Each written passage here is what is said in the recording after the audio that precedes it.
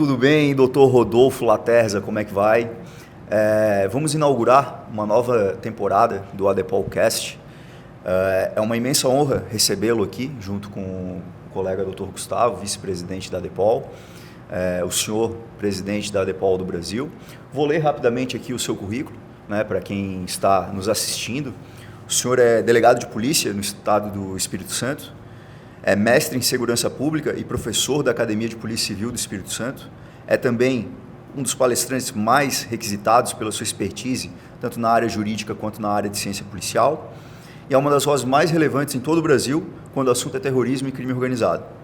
Autor de livros impactantes, destacamos a sua última publicação, o senhor eu tive a oportunidade de recebê-lo ali do senhor, Guerra na Ucrânia, análises e perspectivas, o conflito militar que está mudando a geopolítica mundial.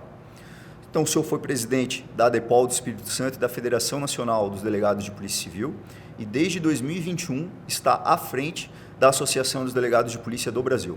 Muito obrigado, Dr. Rodolfo Queiroz Laterza, por aceitar esse nosso convite. É uma imensa alegria, né, uma imensa satisfação tê-lo aqui conosco. Muito obrigado, Dr. John. Cumprimento-lhe como presidente da ADEPOL Santa Catarina, ao Dr. Gustavo Kremer, vice-presidente, e a todos os delegados catarinenses. Quero dizer que isso é um momento de grande galhardia e orgulho para a ADEPOL do Brasil e, pessoalmente, para mim, tendo em vista a importância histórica da ADEPOL Santa Catarina para a ADEPOL do Brasil. A ADEPOL do Brasil foi fundada em 1º de novembro de 1970. E a ADEPOL Santa Catarina é uma das fundadoras da ADEPOL do Brasil. Então, uma relevância histórica, simbólica, é uma relevância, eu digo, até filosófica, eu estar aqui, nesse momento tão especial com os senhores, que têm já assumido recentemente a ADEPOL Santa Catarina e abrilhantado a gestão com tantas inovações, tantas ideias e trazendo, inclusive, feedbacks positivos para a ADEPOL do Brasil, a qual me permita aqui quebrar o protocolo.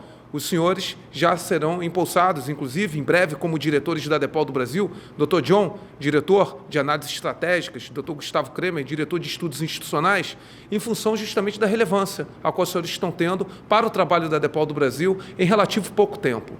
Muito obrigado pela oportunidade. A honra é toda nossa. Doutor Rodolfo, para a gente contextualizar, será que o senhor poderia comentar um pouco mais sobre a história da ADEPOL do Brasil? O senhor mencionou da década de 70, tivemos colegas, inclusive, de delegados de Santa Catarina e da ADEPOL do Brasil também, que foram parte da Constituinte, e também mencionar a missão principal da ADEPOL do Brasil. Pois não.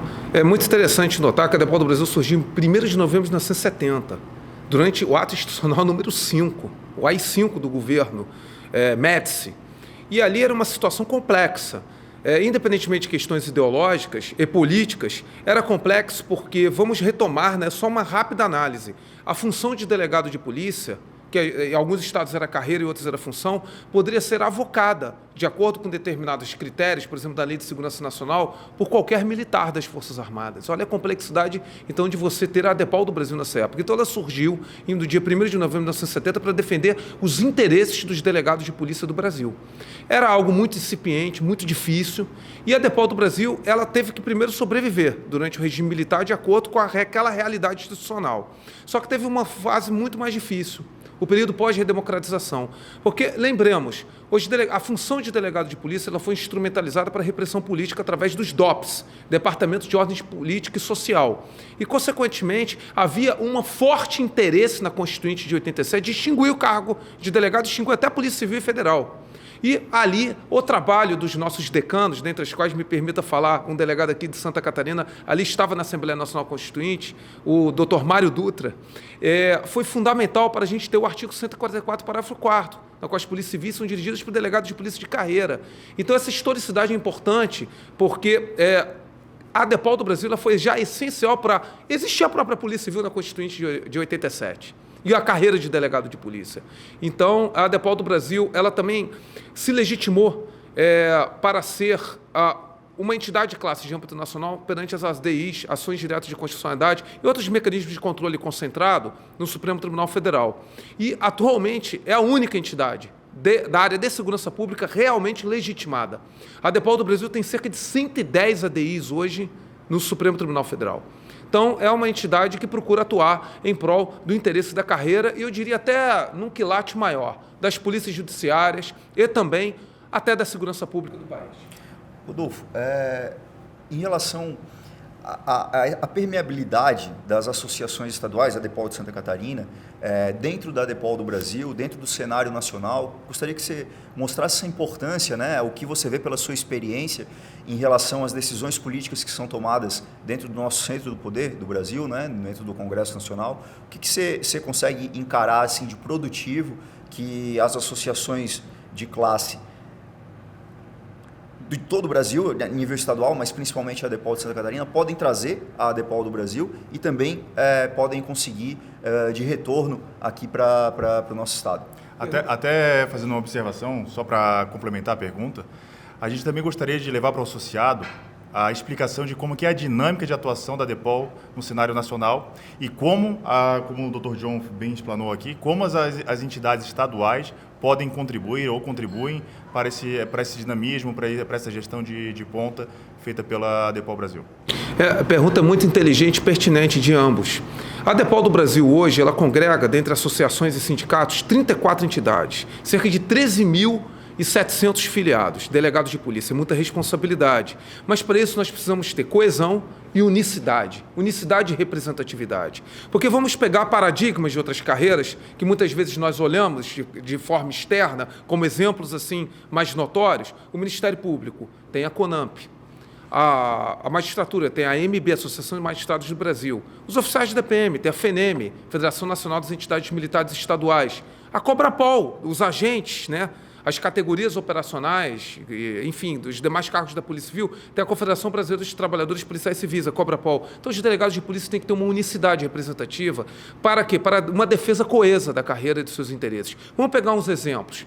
A ADEPOL Santa Catarina, até quando estava ainda na fase de migração, nem era formalmente filiado, teve um papel relevantíssimo de acompanhar todo o processo de discussão, de articulação para votação no plenário da Câmara dos Deputados, a qual, me permita também aqui descumprir o protocolo, o senhor Dr. John e o senhor Dr. Gustavo estavam comigo no Ministério da Justiça, junto ao secretário de Assuntos Legislativos, Elias Vaz, no qual tivemos uma reunião decisiva para pautar a lei orgânica em plenário. Isso o quê? Mostra a necessidade de uma coesão e também de um trabalho reservado de bastidores, a qual, gostaria de falar aqui para o associado da ADEPOL Santa Catarina, os senhores mantiveram de forma muito estratégica, muito inteligente e aquilo que eu falo, coesa com a nossa humilde, porém pertinente observação, porque se vazasse aquela reunião, poderia prejudicar toda uma articulação construída para votar. Mesma coisa agora em relação às votações no Senado. Os senhores trabalharam de forma muito exitosa perante os senadores de Santa Catarina, as quais não só apoiaram de forma em uníssono a tramitação e aprovação na Comissão de Segurança Pública e na CCJ da Lei Orgânica Nacional, mas não apresentaram nenhuma emenda de plenário. Então, esse trabalho de bastidores, muitas vezes, não é visível, mas é extremamente relevante para a sobrevivência da nossa carreira e para os nossos avanços institucionais.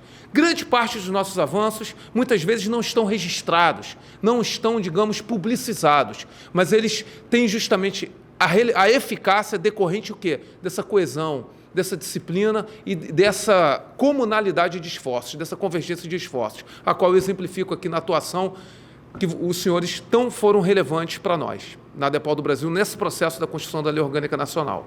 A gente vê, né, Rodolfo, uma série de tentativas de outras instituições, de outras carreiras, às vezes de ingressarem em algumas atribuições ou retirarem alguns direitos e prerrogativas dos delegados de polícia. E também ao contrário, às vezes a gente vê uma oportunidade a nível Brasil, né? a nível União, e a gente está sempre conversando sobre essas questões e a gente vê que isso acontece quase que semanalmente. E a gente está sempre tentando contemporizar essa questão, muito sob a tua liderança. Claro que a gente está vendo isso há pouco tempo, né? Desde que a ADEPOL de Santa Catarina retornou à ADEPOL do Brasil, mas a gente vê e parabeniza, claro, esse teu serviço nessa labuta aí que é constante. Não, com certeza. E é algo muito importante a gente refletir que a carreira de delegado, ela sofreu uma colidência corporativa muito forte desde a Constituinte de 88 no âmbito do sistema de justiça criminal. O Brasil é um país permeado por guerras corporativas. Ou existe aquilo que na ciência política se denomina a teoria da captura, né? Determinadas corporações capturam os centros decisórios. A verdade é essa. E se nós não temos coesão e unicidade, nós ficamos a reboque dos acontecimentos. E, lamentavelmente, isso aconteceu por muito tempo. Só que desde que a gente fortaleceu nossa coesão no âmbito da ADEPOL do Brasil, a gente conseguiu ter o quê? Condição de nivelar esses confrontos corporativos e se fazer respeitar e se afirmar e diminuir sensivelmente esses confrontos. Existem, mas diminuindo significativamente.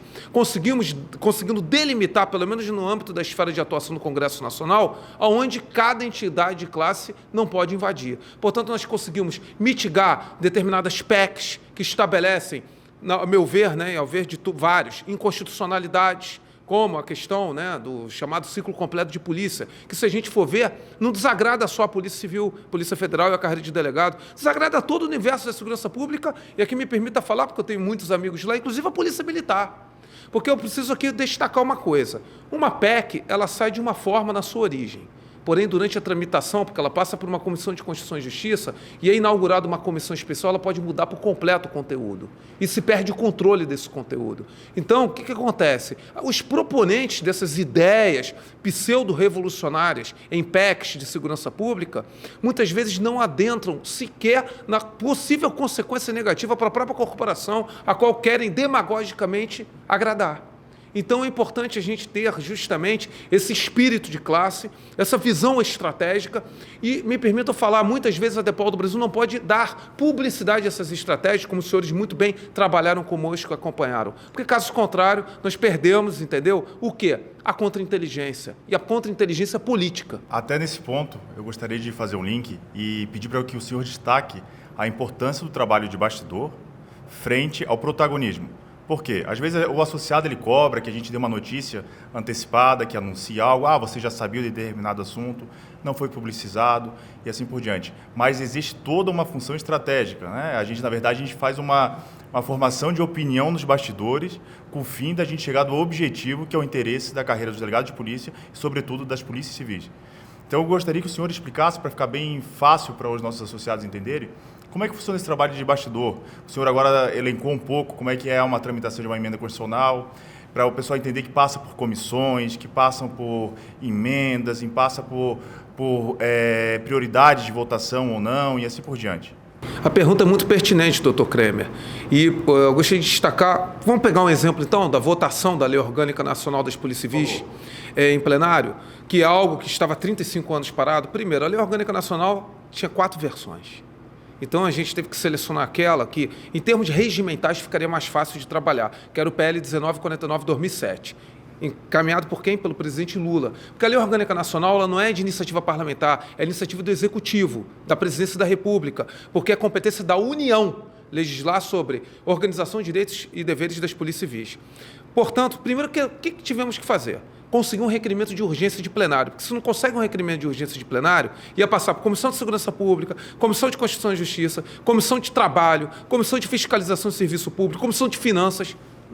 Podem ter certeza que não iria ser aprovado nunca. Cada comissão dessa é um parto para conseguir articular para votar e arrumar o relator certo e conter emendas que modificam o texto. O regimento da Câmara é completamente diferente do âmbito do que a gente conhece da dinâmica do direito positivo. Ele é muito específico.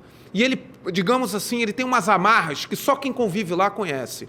Então, conseguimos um requerimento de um regime de urgência. Só que para conseguir o requerimento de um regime de urgência, a gente teve que conseguir, no mínimo, 257 votos, porque é lei ordinária.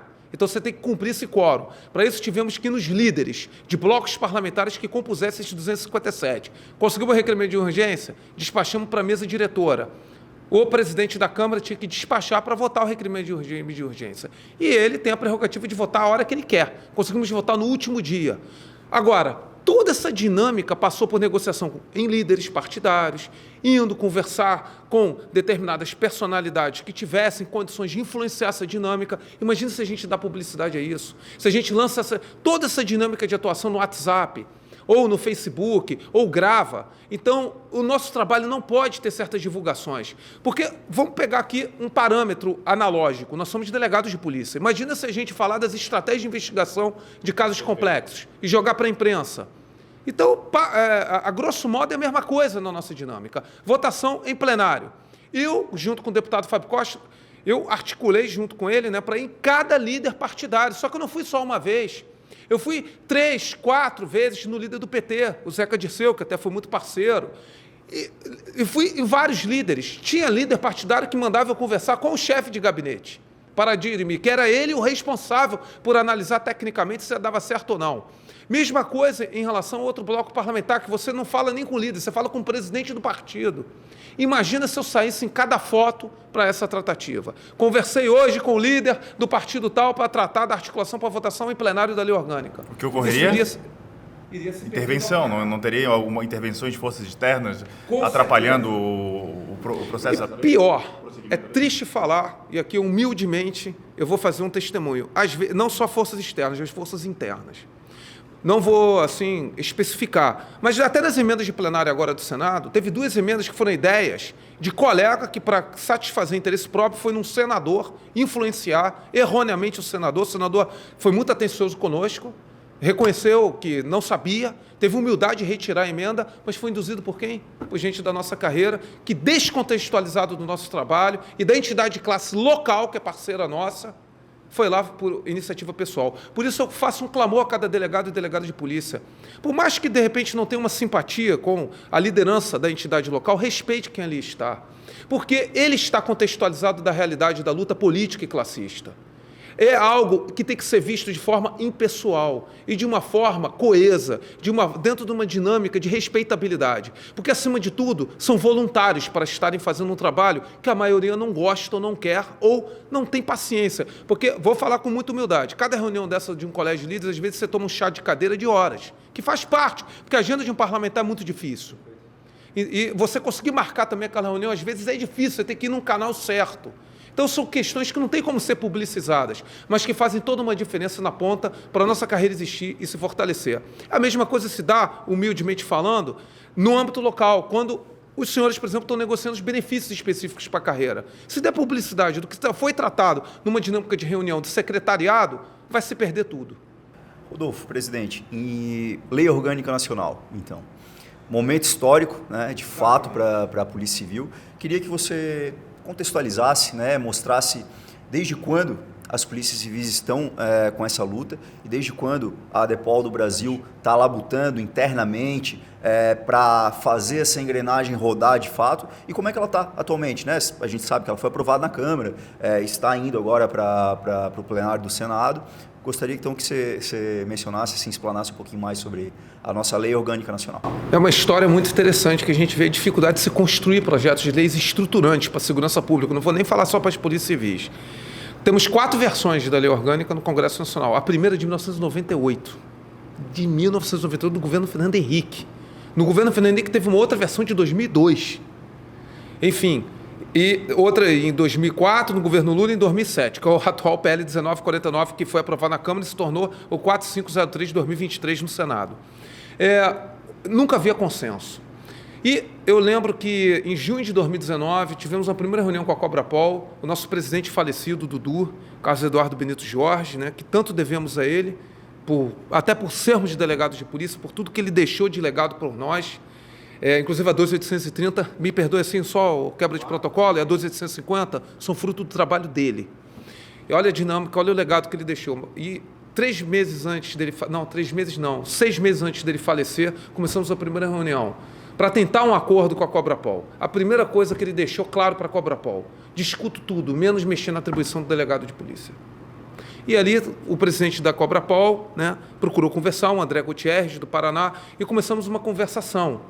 E foi muito difícil, não foi fácil, foi extremamente complexo. Teve uma reunião que começou 9 da manhã na ADEPOL, terminou 3 horas da manhã no dia seguinte. Olha só para vocês entenderem, com impasses inúmeros, porque eles têm lá as questões corporativas deles, faz parte da democracia, por mais que o delegado muitas vezes não goste, é inerente à democracia, né? Faz parte do processo, faz parte do jogo político. E fomos construindo. Veio a pandemia, 2020, 2021, ficávamos conversando a minuta do texto por Zoom, e superando cada impasse. Consequentemente, conseguimos uma certa coesão textual em 2022. O Ministério da Justiça do governo Bolsonaro avocou o projeto, montou lá um grupo de trabalho. Só que teve umas certas dificuldades ali que ele foi muito enxertado. Isso desagradou principalmente o grupo da Cobrapol. Ainda assim, o deputado João Campos, que era um relator, ele apresentou o relatório, estava pronto para ir a plenário, só que não foi, só conseguimos votar o requerimento de urgência e passou da PM. E na DEPOL do Brasil, a gente tem que ter seletividade estratégica do que é prioridade. E colocamos como prioritário passar a lei orgânica. E fizemos um pacto com a entidade dos oficiais da PM, da Federação Nacional das Entidades Militares Estaduais. Vamos ajudar cada qual, repito, de modo que o texto de cada lei não invada a atribuição constitucional de ninguém, tá ok? Cada um revisiona o texto da sua respectiva lei. Fizemos isso com a lei orgânica da PM, eles fizeram isso com a lei orgânica da Polícia Civil, foram tramitando. Conseguimos, mediante um acordo com o ministro Flávio Dino, que é o que eu preciso destacar, numa reunião nossa do dia 6 de fevereiro de 2023, ele colocou como prioridade política do governo Lula a aprovação da lei orgânica, e também os outros partidos, que eu também preciso destacar, o partido maior da oposição, o PL, sempre se mostrou favorável, a Frente Parlamentar da Segurança Pública, liderada pelo deputado Coronel Alberto Fraga, colocou isso como prioridade, também contando com o nosso apoio, contando com a nossa interlocução, a Comissão de Segurança Pública e Combate ao Crime Organizado, até meu amigo, o deputado federal Sanderson, também deu essa prioridade, e conseguimos também apoiar o relator, o deputado Fábio Costa, que é delegado de polícia, que fez um trabalho brilhante, e fomos resolvendo os impasses com a Cobrapol e com os peritos criminais através da ABC e com a FENAP, Federação Nacional de Peritos Papiloscópicos. Conseguimos finalmente um texto de consenso mediante bastante dificuldades, mas um texto que respeita a atribuição de cada cargo e fortalece acima de tudo a instituição. E verificamos a janela de oportunidade para votar de acordo com a reunião do Colégio de Líderes. Não foi fácil. Por quê? O governo, ele, até para ter consenso para não vetar, ele pediu para retirar alguns trechos que eram visivelmente inconstitucionais na visão do governo e que eram realmente dificultosos de passar. E isso gerou uma certa satisfação, na base principalmente da Cobrapol, mas conseguimos superar, a votação em plenário teve um pequeno tumulto, mas foi equacionado, e conseguimos, portanto, um texto que não é o ideal, não é o ótimo, mas ele está muito bom. Está muito bom para a instituição, está muito bom para a carreira, está muito bom, fundamentalmente, para ser a certidão de nascimento das polícias civis. Foi para a Comissão de Segurança Pública do Senado. Conseguimos, junto ao presidente da Comissão de Segurança Pública do Senado, que é o senador Sérgio Petecão, que é um grande amigo nosso, prioridade para tramitar. E o relator, o senador Alessandro Vieira, que ele é muito objetivo e técnico, até pela experiência que ele teve como delegado, lá em Sergipe, como chefe de polícia, passaram numa velocidade muito rápida e foi para a CCJ. E, mediante uma profunda articulação, conseguimos que o presidente da CCJ, Davi Alcolumbre, pautasse. E o relator foi o senador Fabiano Contarato, delegado de polícia no Espírito Santo, meu amigo pessoal, que fez um trabalho brilhante. Mas eu preciso aqui destacar que o relatório do deputado Fábio Costa da Câmara está sendo elogiado até pelos senadores, a qual nós construímos, com muito orgulho, com nossa contribuição pela DEPOL do Brasil. Então, ela agora está pronta para ir para o plenário. E a previsão é que seja votada agora nessa terça, mediante também uma articulação que nós participamos semana passada, na qual o ministro Flávio Dino efetivou a sua confiabilidade junto ao presidente do Senado, Rodrigo Pacheco, com quem temos excelente interlocução, para liberar a votação, que isso não vai prejudicar a votação da lei orgânica da PM. E até tem um compromisso até moral nosso que passa, porque é importante para o país. É importante, inclusive, para o início da pacificação das instituições. Eu peço às pessoas que confiem na DEPOL do Brasil quando fala que é importante passar a lei orgânica da PM para pacificar as instituições, porque vai delimitar a atribuição infraconstitucional de cada instituição, de modo que não vai ter mais desvio semântico ou interpretação casuística de como cada uma vai atuar. Então, o que acontece? Por que tem hoje tanta colisão? Porque não tem regulamentação. E isso vai impedir significativamente. Confie em nós. Confie em nós. Porque a atividade de polícia judiciária civil investigativa está bem delimitada que vai ser para a Polícia Civil. Ressalvado, claro, os crimes militares e aquilo que atingiu a União. E é um avanço considerável. As competências específicas, me perdoe só me alongar, no artigo 6º, é um ganho macro-institucional muito grande para nós. É um ganho fundamental e não invade a atribuição de ninguém. Isso é que é o mais bonito. Agora, ele fortalece a gestão e fortalece a defesa das nossas atribuições, que cada instituição tem que defender suas atribuições. Isso não é um fenômeno só nosso. Vamos ver como é que o FBI defende, os senhores têm experiência com isso, as atribuições dele. Vamos ver como é que o caso de Carabinieri da Itália defende as atribuições deles nesses países. Só que são instituições já consolidadas. E a lei orgânica vai consolidar a nossa instituição em definitivo. O senhor, então, poderia nos elencar os principais pontos que a lei orgânica nacional traz de vantagem para a Polícia Civil? Sim, claro. Primeiramente, os princípios institucionais, eu gostaria de dar um destaque no artigo 4º. O princípio é o elemento nuclear de um sistema normativo. O princípio, ele guia toda uma interpretação. E ali nós temos princípios que são muito relevantes, como o livre convencimento técnico-jurídico do delegado de polícia, como a atribuição imparcial e técnica da polícia judiciária, mediante análise jurídica do fato pelo delegado de polícia. Também a mediação de conflitos pelas polícias civis, um papel importante que nós temos. A ênfase qualificada na repressão aos crimes hediondos, a lavagem de dinheiro, a corrupção. Os princípios institucionais têm algo que eu considero muito relevante: continuidade na gestão da Polícia Civil, impedindo a interrupção do seu processo. Nós temos um grave problema no Brasil, que é a falta de solução de continuidade dos processos de gestão. Agora, a todo respeito, os chefes de polícia concordaram com isso. Preciso aqui destacar o papel muito parceiro dos chefes de polícia no Conselho Nacional, presidido pelo grande doutor Roberto Gurgel. A solução de continuidade das gestões das polícias civis, isso tem que ocorrer. Era um grande problema que havia. Eu também destaco as competências específicas, já especificadas aqui. Por exemplo, e muito importante, a Polícia Civil ela ter condições de editar os seus atos internos, seus pareceres, suas pesquisas de natureza técnico-científica, afora a investigação propriamente dita. Também transformar a Academia de Polícia numa escola superior de Polícia Civil, a qual teremos a prerrogativa de definir, mediante, claro, observando as normas técnicas do MEC, cursos de mestrado e doutorado pela Escola Superior da Polícia Civil e mais, o corpo docente ser qualificado por processo seletivo, preferencialmente dentro de policiais civis que tenham comprovação de certas certificações e habilidades, né, e publicado no Diário Oficial, garantindo objetividade nesse processo de escolha. Autonomia para a corregedoria, mas aqui eu preciso destacar, e eu tenho muito orgulho de falar isso, respeito muito o trabalho da corregedoria, mas tal como, me permita aqui uma quebra de protocolo, o Dr. John, que tem grande experiência da CORE, eu fui da CORE por 2 anos no Rio de Janeiro. E posso falar que a corregedoria não pode ter um papel só repressor para agradar, fundamentalmente, uma exigência externa para resolver aquele conflito. A corregedoria ela tem que ter um papel orientador e preventivo. E a gente colocou isso como o princípio norteador da Corregedoria da Polícia Civil.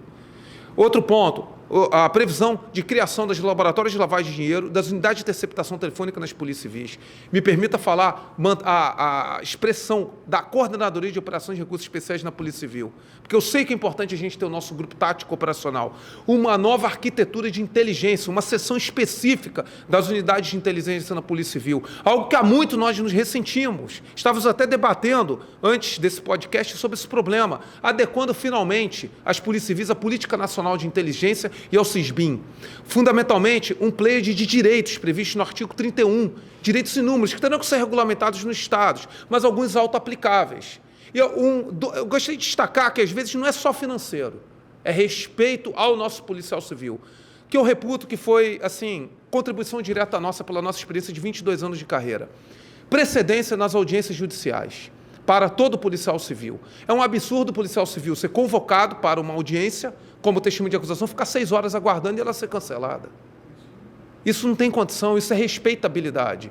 Prerrogativa para os nossos aposentados terem armas institucionais, inclusive doadas pela corporação. A previsão do auxílio-saúde, também que pode, de acordo com a lei do ente federado, que aí tem que respeitar o Pacto Federativo, ser estendido ao nosso aposentado. A criação do Conselho Nacional da Polícia Civil não tem caráter correcional, tem caráter consultivo e deliberativo, mas para padronizar a instituição, estabelecer políticas institucionais convergentes. Isso vai ser muito importante. Outro ponto que eu gostaria de destacar, as questões das promoções, que tem problemas nos estados. Respeita realmente a lei do ente federado, remete à lei do ente federado regulamentar, mas cria vários critérios: antiguidade, merecimento, tempo na carreira, até pós-mortem para ir na última classe, a promoção também, repito, por antiguidade já falei, mas a promoção por independente dos casos. Então, são questões que são caras para o nosso policial civil. O respeito às policiais mulheres, lactantes, delas poderem, enquanto estão no período de lactação, permanecerem em unidades administrativas ou mantendo-se naquela delegacia a qual ela antes tirou aquela licença maternidade. Uma demanda das nossas colegas, mulheres policiais, que tem uma jornada tripla, quádrupla, a gente sabe disso. Então, são muitas questões que eu poderia aqui elencar, eu ficaria aqui horas falando, mas são esses destaques e que trarão, repito, um fortalecimento da instituição. Doutor Rodolfo, desculpa, mais uma questão que é de suma importância para Santa Catarina. A gente sofre já há 2 anos com isso e que tem uma inovação na lei orgânica, a aposentadoria do policial civil. Como é que ficou essa questão? Até, se possível, trazer um paralelo tanto da LOMPC, da Lei Orgânica Nacional das Polícias Civis, como também o recente julgado do STF, né, o tema 1019, que de repente o senhor, eu sei que acompanhou de perto em Brasília, inclusive estávamos ao lado do senhor em muitos desses momentos, mas a gente fazer um paralelo, ver o avanço disso tudo, o que de fato o policial civil pode esperar, prospectar para o seu futuro. Muito boa pergunta. Primeiramente, vamos para o julgado do STF, que se originou pelo RR, Recurso Extraordinário 1.162.672, que ele foi estabelecendo uma repercussão geral, inclusive. Nós trabalhamos, e aqui eu preciso homenagear, tá? Mais do que um mérito da ADEPOL do Brasil, o mérito da ADEPOL do Brasil foi ter ele, foi o doutor Fernando Calazans. O doutor Fernando Calazans despachou com 11 ministros, apresentou um memorial brilhante e fez as sustentações com os ministros, explicando a constitucionalidade da integralidade como conceito, ou seja, o último salário da ativa para o policial civil que assim se aposenta. Quando uma lei local do respectivo ente, ou uma lei do ente federado, definir que a aposentadoria dar-se-á de acordo com a Lei Complementar 5885, que prevê os proventos integrais, ou categoricamente expressar a integralidade e a paridade. E o Supremo, em 11-0, 11 votos, decidiu pela constitucionalidade de leis dos entes federados que estabeleçam a paridade e a integralidade e vírgula. Toda lei local, lei, por exemplo, do meu estado, do Espírito Santo, ela remete à Lei Complementar 5885. Isso é uma revolução, porque de acordo com o recurso extraordinário 1.162.672, ele vai ter o direito à integralidade, simplesmente por ele remeter à Lei Complementar 5885. O que acontece? Como o Supremo considerou constitucional uma lei de um ente federado prever esse critério específico de aposentadoria com totalidade e paridade, isso ficou inserido na lei orgânica, que é uma lei ordinária federal. E a União compete o quê? Definir normas gerais de direitos e garantias, então não tem inconstitucionalidade nenhuma. E isso, graças a Deus, está na lei. Então, isso é um ganho muito importante, a gente corrige, porque a ADEPOL do Brasil fez um estudo, meus amigos, um estudo que repercutiu em todo o Brasil, acho que os senhores acompanharam. O Brasil tem a pior previdência policial do hemisfério ocidental, delegado pela emenda 103, de 2019, do governo anterior, e aqui independente de consideração ideológica. Mas é fato, é fato. Eu fiz curso no FBI, na qual tinha policiais de todos os países latino-americanos. Nós temos a pior previdência policial do hemisfério ocidental. Esse é um legado, isso é uma injustiça. Isso é absurdo, se o policial ficar paraplégico, é cálculo de 50% do último salário. Isso é um absurdo, isso não tem condição. E eu vim de um estado que só eu fui ao enterro de 14 colegas. E todos nós aqui temos, né, historicidade para falar de colegas que ficaram com problemas de doença, invalidez permanente. E a lei também corrige essa questão do cálculo da invalidez permanente, da doença ocupacional e da nossa pessoa. Ela regulamenta e não é inconstitucional. Por quê? Vou explicar rapidamente. O parágrafo 4º, definido na emenda 103, ele foi negociado na época pela ADEPOL do Brasil, com o Colégio de Líderes, que ele prevê que lei do respectivo ente federado poderá definir critérios específicos para cálculo de proventos e cálculo de proventos para policiais civis. Então, a própria emenda 103 ela remete à possibilidade de uma lei ordinária, entendeu? Definir isso. E a gente pegou esse gancho, logicamente, para a lei orgânica prever essa questão. Então, isso vai ser uma vitória, eu não diria só uma vitória, vai ser uma justiça histórica, que nós vamos conseguir restabelecer. E aquilo, me perdoe falar, é norma auto-aplicável, não cabe ao Estado regulamentar, seja porque já está no recurso em sede de repercussão geral, no Supremo já decidido, sacramentado, como aqui explicado, e porque vai estar numa lei federal. Sede de repercussão geral, no Supremo já decidido, sacramentado, como aqui explicado, e porque vai estar numa lei federal. Perfeito, perfeito.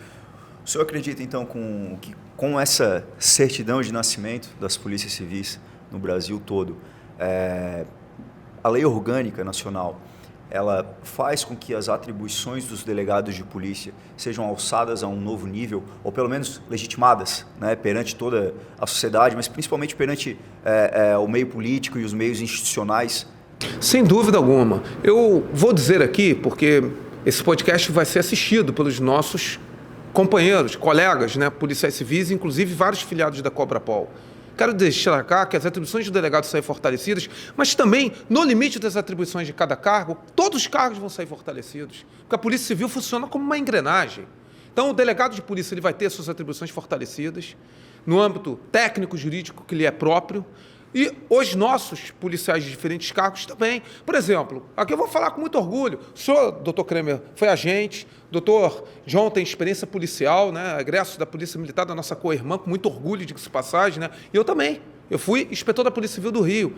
As peças procedimentais produzidas pelos cargos, né, efetivos da Polícia Civil, eles terão que ser realizados com cientificidade, técnica e objetividade encaminhados ao delegado de polícia para apreciação. Está assim no parágrafo único da atribuição lá do cargo oficial de investigador, que é o cargo geral, que não esgota os outros cargos existentes nos estados. A Lei Orgânica Nacional ela não extingue outros cargos, quero destacar isso, tá? Ela é uma norma geral, ela não pode esgotar a competência suplementar dos estados. Mas isso é um orgulho, a gente ter o nosso agente, aqui é agente de polícia, né?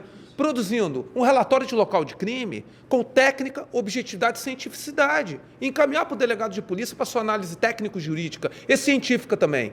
Porque o delegado de polícia vai ter essa prerrogativa também de verificar a investigação como um método multidisciplinar científico. Porque isso sempre me doeu muito. A investigação criminal, no Brasil, ela ser desconsiderada no método científico. E a investigação, ela tem um método cartesiano, mas tem um método empírico. Testagem, observação. Testagem, observação. E consequentemente, dedução. E a gente perdia isso. Então, eu acho que... Agora, vai ficar aqui um desafio para todos nós. Nós vamos ter que voltar a estudar.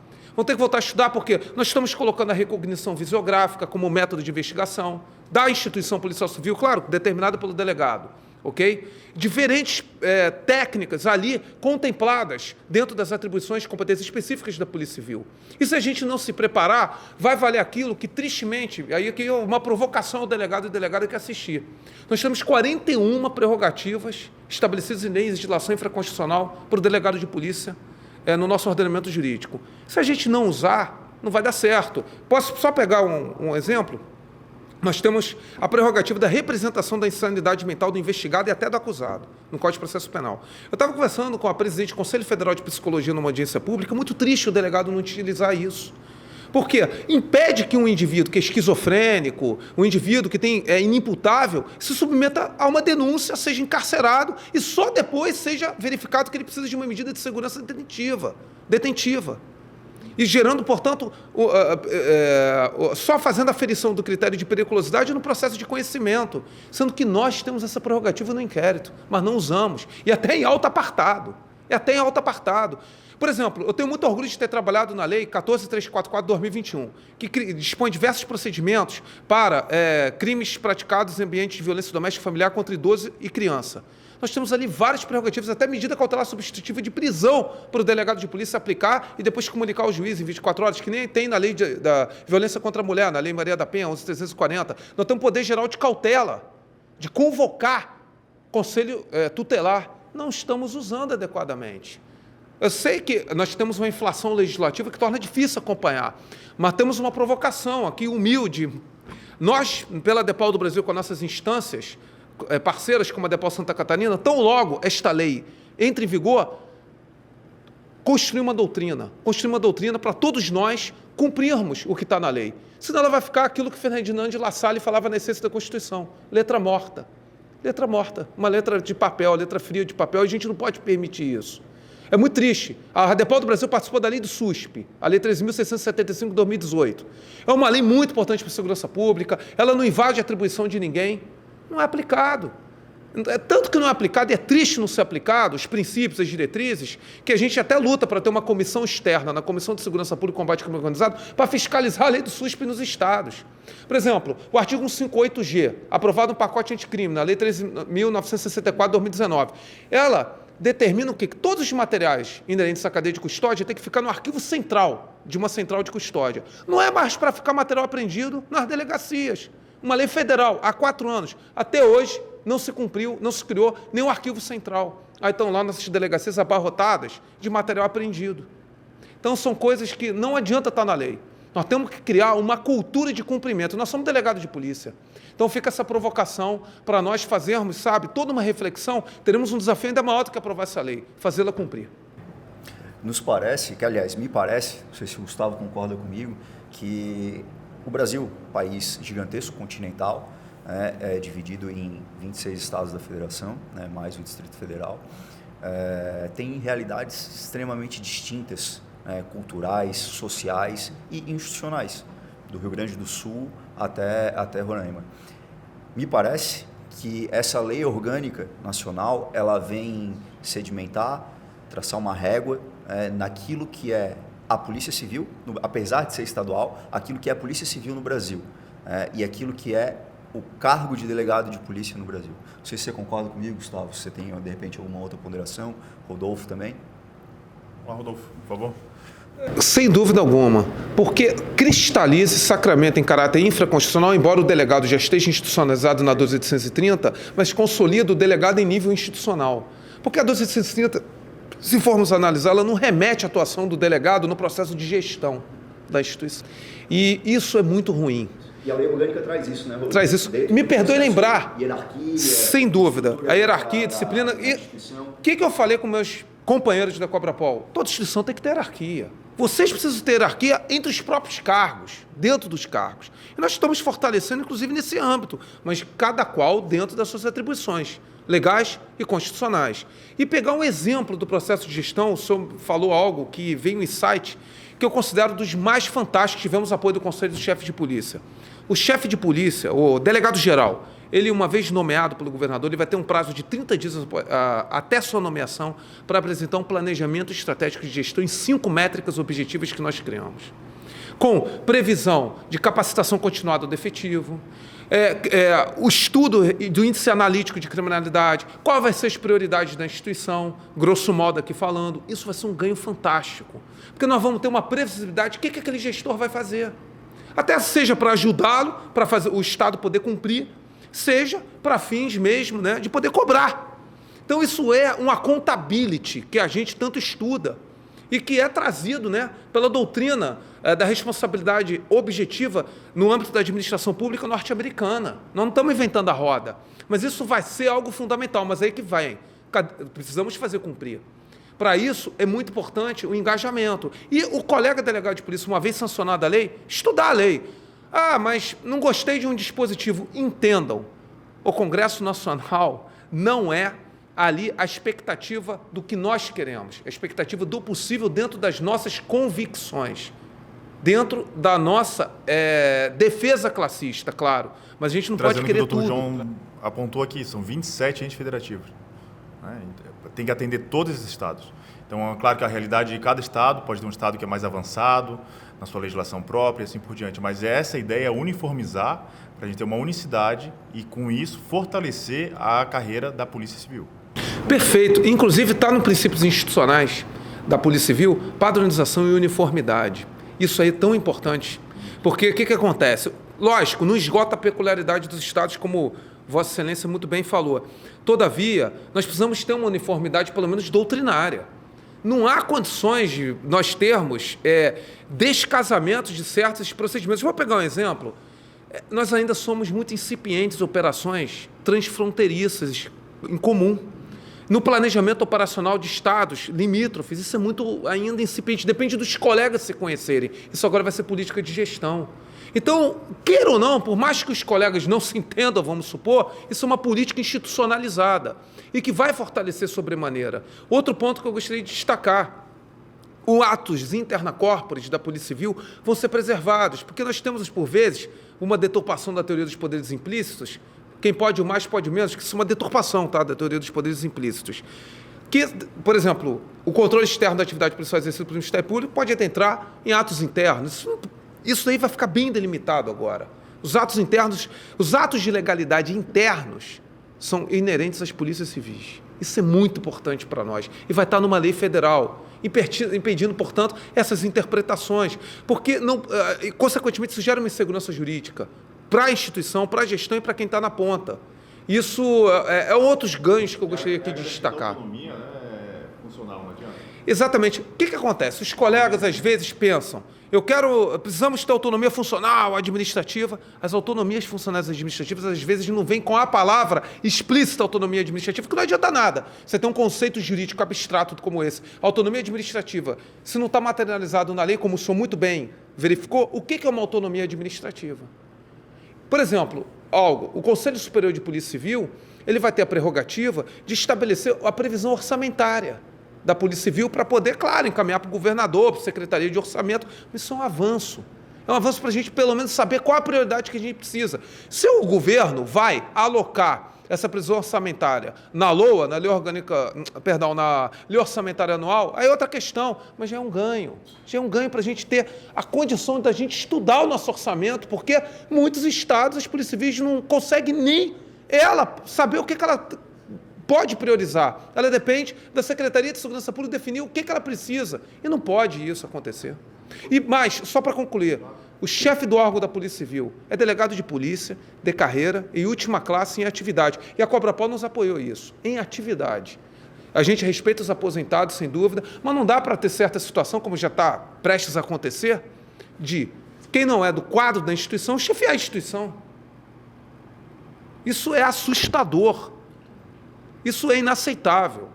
Não dá. Nós já temos problemas de muita ingerência política, mas isso é algo teratológico. Isso até ofende, a meu ver, a moralidade administrativa. E a lei vai delimitar, parece óbvio, mas é importante a lei ter isso. Parece também que essa lei ela serve de base, né, para que a gente tenha avanços, tanto a nível estadual, legislativos, a nível estadual, quanto a nível federal, para a carreira de delegado de polícia, né? Inclusive para legislações aí que estão na cara do gol, né? Tipo o CPP. Perfeito. Não, é muito interessante notar, porque ela vai ser um parâmetro que outras normas vão ter que ter, não vão poder ter antinomia, conflito aparente de normas. Então vai ter que ter uma sistemática. Então, por exemplo, exemplificar, o novo CPP, ele é um texto de pacificação das polícias. Aqui eu posso falar abertamente. É um texto que nós avançamos, os deputados João Campos deixaram um relatório maravilhoso, a bancada da Segurança Pública, inclusive amigos meus que são parlamentares, oficiais da PM, Coronel Fraga, Capitão Augusto, Coronel Assis, são fiéis defensores do CPP e ali ele define claramente com as suas prerrogativas de delegado de polícia de forma expressa. E houve uma maturidade de diversas instâncias. Então, a lei orgânica ela vai sacramentar justamente o que é que o delegado de polícia tem que fazer no âmbito de um processo penal, que eu sei que é óbvio, mas eu digo num novo código, por vezes, por razões corporativistas, quer se rediscutir. Quer se rediscutir se é o delegado que tem que presidir o inquérito. É óbvio. Então, a lei orgânica ela vai trazer esse balizamento. E é muito triste, porque o que acontece? No Brasil, busca-se cada entidade de classe, corporativo, avançar sobre a atribuição da outra e não dá conta nem da sua própria. Não dá conta nem da sua própria. Isso que me deixa impressionado. E o que acontece? Nós conseguimos vencer muitos certos argumentos com base nisso. Então, vou pegar um exemplo aqui de maturidade institucional. Eu vou elogiar a Polícia Federal. Havia uma época no governo, determinados governos, uma tentativa de sair federalizando o crime. A própria Polícia Federal ela não quer isso. Faz nota técnica de conta, porque não vão dar conta. Federalizar, com todo respeito, crimes de racismo. O cidadão que sofre uma injúria racial, ele precisa procurar um posto policial, uma delegacia de polícia da sua esquina mais próxima, diante de tamanha ofensa ao crime inerente a preconceito de cor, que é algo grave, que tem toda uma historicidade da nossa segregação, né, racial do passado. Imagina ter que procurar a Polícia Federal, que já é sobrecarregada, com crimes fronteiriços, etc., com crimes, né, que atingem o interesse da União. Isso é maturidade institucional. E eu falava isso com meus irmãos, amigos da Polícia Militar. Não adianta querer abraçar o mundo. Vocês vão se cartorializar, por exemplo, pegando inquérito policial comum, lavrando flagrante de crime comum. Vocês já têm crime militar, que é complexo. O senhor sabe, né? O senhor tem experiência. Eu mesmo tenho humildade de falar. Crime militar e o Código de Processo Penal Militar é um universo próprio. É muito complexo. É muito difícil. E falando com um pouco do que eu estudei, a preservação da ordem pública, que é um leque de atividades gigantesco. gigantesco. O policiamento ostensivo e a prevenção secundária, que a prevenção primária, de acordo com a criminologia, né, escola, os mecanismos de controle social, né? Então, vai abraçar o mundo? Não dá. E vamos fazer aqui a nossa autocrítica. Nós já exercemos um papel híbrido, às vezes judicante. Aplicamos a medida cautelar substitutiva de prisão, sem dúvida. Mas não temos como querer tornar o inquérito policial uma sentença judicial. Já adentrar no processo de conhecimento, querer esse tipo de prerrogativa, não é inerente. E você vai se chocar de graça no Congresso Nacional brigando por isso. E a gente já tem, eu repito, olha quantas prerrogativas eu falei institucionalizadas, 41. E vamos fazer autocrítica, a gente exerce as 41? E aqui eu citei uma, representação de insanidade mental. Eu falei do Poder Geral de Cautela, da Lei 14.344, que nós conseguimos aprovar. A gente usa pouco colaboração premiada. A gente usa pouco a infiltração policial, que ela tem problema que a gente está procurando mudar. Me permita só uma parte aqui, porque a infiltração policial diz que não é punível o policial que, de acordo com aquela delimitação prevista em auto apartado pelo juiz, se submete à infiltração policial. Só que ali o conceito da 12.850 foi errôneo, que deveria falar não comete crime, porque não é punível, leva a um processo de conhecimento e uma causa de exclusão de punibilidade. Aí nenhum policial vai querer se submeter a um processo de conhecimento, né? Então, mas a gente não usa, não instrumentaliza, porque na 11.343 está prevista a infiltração policial. A gente não tem doutrina de infiltração policial no Brasil. Então, o que acontece? Não adianta ter mais prerrogativa e invadir a dos outros, e aí você faz mal, e mal faz a sua própria. E eu falei isso com as outras corporações, e tiveram maturidade de entender isso. Estou aqui testemunhando, tiveram maturidade de entender isso. E é assim que o Brasil vai avançar.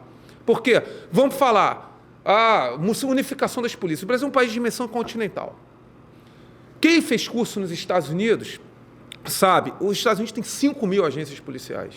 Não é centenas, não, mais de 5 mil. Eu fui no Fusion Center, ou seja, no centro de fusão, em que eles funcionam como sistema de controle de incidente. Como é que é o sistema de controle de incidente? Tem um caráter horizontal de comando e controle e, de acordo com a esfera situacional, aquela instituição que vai intervir de acordo com a sua atribuição. Então, o problema de defesa civil vai ser o bombeiro que vai coordenar naquele momento. Todo mundo ali vive sem invadir a atribuição do outro. Por que a gente não pode? Falei isso lá no Congresso Nacional. E, pelo menos no nível atual, as lideranças que ali estão têm tido essa maturidade. Isso tem facilitado o diálogo, que aqui eu falo tanto na Lei Orgânica quanto no CPP.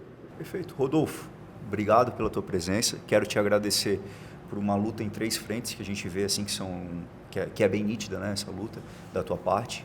Primeiro, a defesa das prerrogativas dos delegados de polícia em todo o Brasil, defesa da importância do delegado de polícia desse cargo como instituição de Estado, né? A defesa da gestão dessa administração pública, a gestão da instituição em relação ao delegado de polícia e a defesa da investigação criminal, da atividade fim da Polícia Civil. Queria te pedir para os nossos colegas, né, como é que a gente pode ter mais acesso, mais informações, conhecer melhor tanto o amigo quanto a ADEPOL do Brasil. Vocês estão em redes sociais, em sites, como é que está?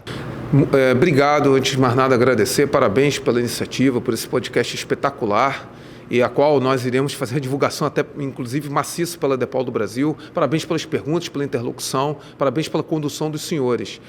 A ADEPOL do Brasil tem seu site, mas ela tem seu Instagram também, ADEPOL BR, o seu Instagram. Por favor, se inscrevam no nosso Instagram.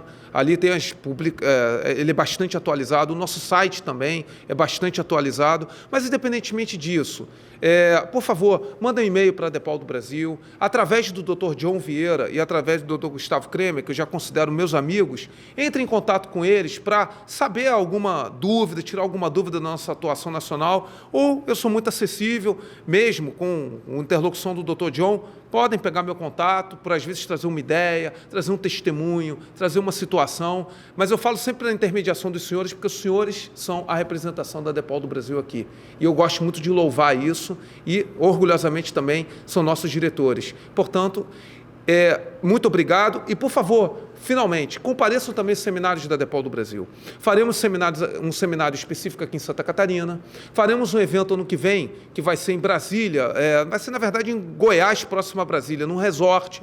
Esses congressos nacionais são muito importantes para formar networking, formar conhecimento, para, no caso, gerar uma congregação e troca de valores e ideias. E lá vocês terão a oportunidade de me conhecer e verão que eu sou um colega como todos vocês, entendeu? Amo a carreira, vim do chão, de fábrica e estou aqui como vocês, fundamentalmente, lutando pela nossa instituição. Então, para encerrar, primeiro quero agradecer a iniciativa do nosso presidente por esse bate-papo que foi, eu acho, salutar para a gente levar ao associado conhecimentos específicos sobre a atuação da associação, tanto no âmbito estadual, quanto principalmente no âmbito federal, aqui a gente conversando, e principalmente a Lei Orgânica Nacional das Polícias Civis, que é um tema tão inédito para a gente e que merece esse esclarecimento. Agradecer na figura do presidente da DEPOL Brasil por essa explanação impecável. Eu acho que todos aqui saem com uma contribuição muito grande de conhecimento. E eu gostaria de pedir para o delegado John deixar uma mensagem para o nosso associado sobre a nossa luta, que será em duas frentes, tanto em Santa Catarina quanto no apoio da DEPOL Brasil a nível nacional. Claro, perfeito. Então, agradecer essa cooperação, né, essa conversa entre nós. Acho que ficou, pelo menos, claro, né, o que a lei orgânica vai trazer de benefícios à Polícia Civil e a importância dela para o cargo de delegado de polícia. Como o Gustavo mencionou, a nossa luta ela tem duas frentes sempre. A gente está em Brasília constantemente com as pautas que são oportunidades e também ameaças, né, para a carreira de delegado de polícia, principalmente. E aqui em Santa Catarina, da mesma forma, tentando convencer os principais atores políticos da importância do cargo de delegado de polícia, da importância de se ressaltar, né, de se bonificar, do merecimento do delegado de polícia em relação ao Estado de Santa Catarina, em relação a todo o serviço que ele presta para o catarinense. Não é segredo, né? A nossa principal meta como a DEPOL de Santa Catarina nesse primeiro ano é de reaver os nossos direitos previdenciários que foram vilipendiados, né, que foram retirados da gente de maneira tão dura em 2021. E logo depois, né, se Deus quiser, se for nos permitir dessa maneira, tentar avançar ali sobre as demais pautas ali que tenham a ver com a carreira de delegado de polícia aqui, em relação à remuneração, em relação a direitos e prerrogativas institucionais. Muito obrigado a todos. E eu acho que simbolicamente a gente poderia dar as mãos aqui em símbolo da nossa união nacional e estadual. John? Valeu, Gustavo. Mostrar para o nosso associado que a gente está comprometido, né? Estamos totalmente comprometidos aqui com a melhor entrega possível para eles. Um abraço. A DEPOL de Santa Catarina permanece sempre vigilante a todos os direitos e a todas as prerrogativas dos delegados de polícia de Santa Catarina.